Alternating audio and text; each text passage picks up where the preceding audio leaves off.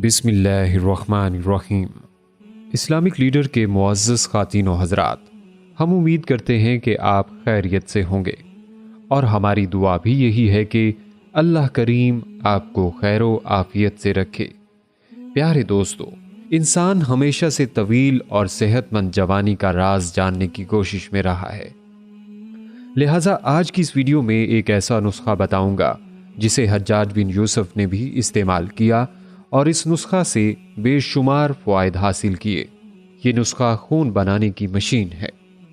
ये नुस्खा आपको 60 साल की उम्र में भी 25 साल जैसे जवान रखेगा। आपसे बस दरख्वास्त है, हमारी आज की इस वीडियो को आखिर तक ज़रूर देखिएगा ताकि आपकी बेहतर तौर पे रहनुमाई हो सके। अजीज़ ख़ातीनो हज़रात, एक मर्तबा हज्जाज बिन यूसुफ ने अपने दरबार के सबसे मुअज़्ज़ज़ और दाना तबीब को अपनी खलवत में तलब किया। जब तबीब गवर्नर हज्जाज बिन यूसुफ की खिदमत में हाजिर हो गया, तब हज्जाज बिन यूसुफ ने उस दाना तबीब से एक अजीब सवाल मालूम किया, जिसे सुनकर वो दाना तबीब भी चंद लम्हों के लिए सख्ता में आ गया, क्योंकि सभी जानते थे कि हज्जाज बिन यूसुफ का मिजाज पारे की तरह बदलता है। कभी हज्जाज बिन यूसुफ मुखातिब को सरतपा शराफत का मुजस्मा नजर आता, तो कभी कहर की अलामत बनकर बर्क की बिजली की तरह सब कुछ खाकस्तर करता दिखाई देता। कभी शफकत और मेहरबानी की इंतहा कर दिया करता, तो कभी हज्जाज बिन यूसुफ का तज़किरा ही अच्छे अच्छों को पत्ता पानी करने के लिए काफ़ी होता था। और आज वही हज्जाज बिन यूसुफ उस दाना हकीम से पूछ रहा था कि क्या तुम हमेशा नौजवान रहने के नुस्खे के मुतल्लिक कुछ जानते हो? अब वही दाना हकीम सोच रहा था कि हज्जाज को किस तरह ऐसा तसल्ली बख्श जवाब दूं कि जान भी बच जाए और भरम भी रह जाए। वो कौन सा जवाब होगा जिससे हज्जाज के दरबार में उसकी आबरू भी रह जाए और हज्जाज मुतमईन और खुश भी हो जाए। आज वाकई हकीम साहब की हिकमत और दानाई का इम्तिहान था। हकीम साहब ने चंद लम्हे खामोश रहकर जिक्र इलाही में गुजारे और गोया हुआ, हजूर वाला, हर जी नफ्स को फना है, क्योंकि हई तो सिर्फ परवरदिगार की जात है, जिसके आप और मैं बंदे हैं, जिसने आपको इज्जत से नवाजा और अपने बंदों में मुमताज किया, और जिसने मुझे इस काबिल बनाया कि आपके दरबार में जगह पा सकूं। जनाबे वाला, बुढ़ापा कोई ऐब तो नहीं कि जिससे छुटकारा पाने की कोशिश की जाए। ये तो कासिद है एक मालिक का जो सब मालिकों का मालिक है, और गुलामों में इतनी जुर्रत कहां कि वो अपने मालिक के कासिद से मुंह मोड़ के जिंदा रह सकें।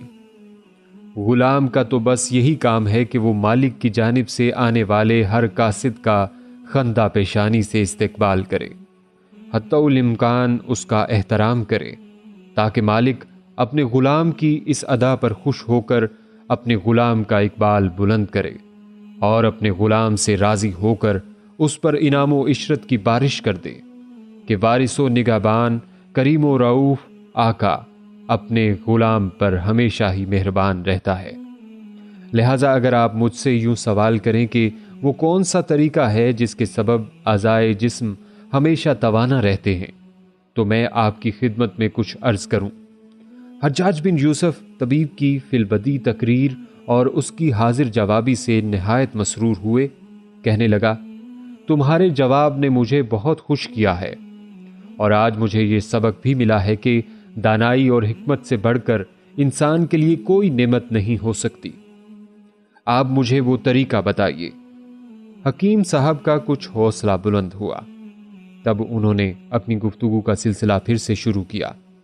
जनाबे वाला, अगर आपने मेरे तरीका पर अमल किया तो इंशाअल्लाह ज़रूर इसकी मुनफ़ियत से बहरावर होंगे और बुढ़ापे के आसार बहुत देर से नमूदार होंगे, और मेरा ये नुस्खा आपके जिस्म को मुमकिना हद तक जवान रखने में मुआवन और मददगार साबित होगा।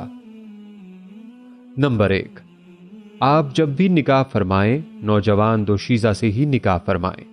नंबर 2, ताज़ा सब्जियां और फलों को कसरत से खाया करें। नंबर 3, ताज़ा फल और सब्जियों से मेरी यही मुराद है कि जिस सब्जी या फल का मौसम हो وہی پھل اور سبزی موسم کے شروعات میں کھایا کریں اور جب سیزن جانے لگے تب ان کا استعمال ترک فرما دیں۔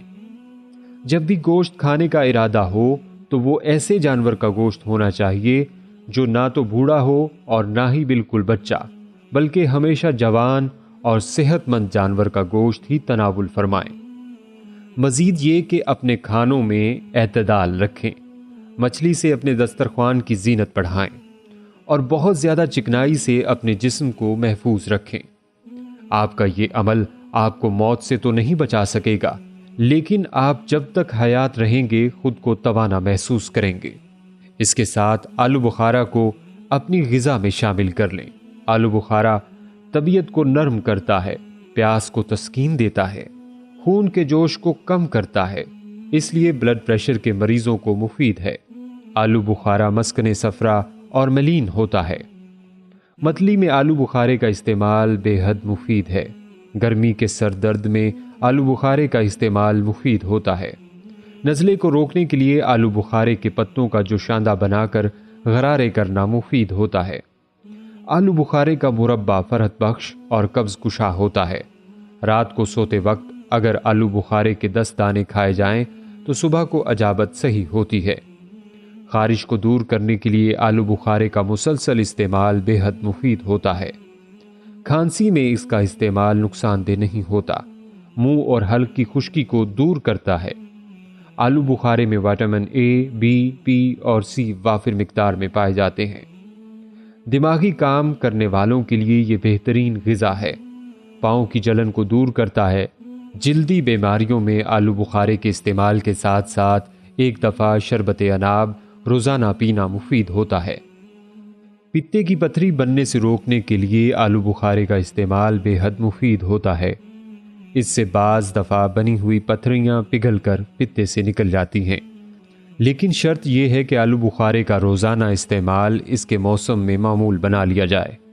اگر موسم نہ بھی ہو تو خشک کو بھگو کر استعمال کیا جا سکتا ہے۔ آلو بخارے کی چٹنی بھی بے حد مفید ہوتی ہے، جو کہ ہاضم غذا اور لذیذ ہوتی ہے۔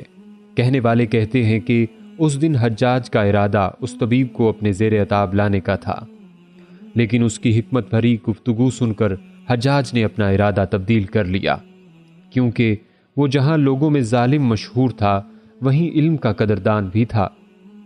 لہٰذا آپ بھی آج کی اس ویڈیو سے بھرپور فائدہ اٹھائیں۔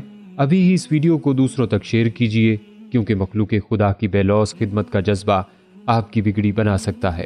جلدی کریں، نیکی میں دیر نہ کریں، شاید آپ کا ایک عمل کسی کی کھوئی ہوئی زندگی واپس لوٹا دے۔ اور اگر آپ ہمارے چینل اسلامک لیڈر کو سبسکرائب کر چکے ہیں تو اپنی رائے سے ہمیں کومنٹس کے ذریعے ضرور آگاہ کیجیے گا۔ کومنٹس میں آپ ہم تک اپنے سوالات بھی پہنچا سکتے ہیں۔ ہمارے چینل کو اسی طرح دیکھتے رہیے، ہم پھر حاضر ہوں گے ایک نئے ٹاپک کے ساتھ۔ اپنا بہت سا خیال رکھیے گا۔ السلام علیکم ورحمۃ اللہ وبرکاتہ۔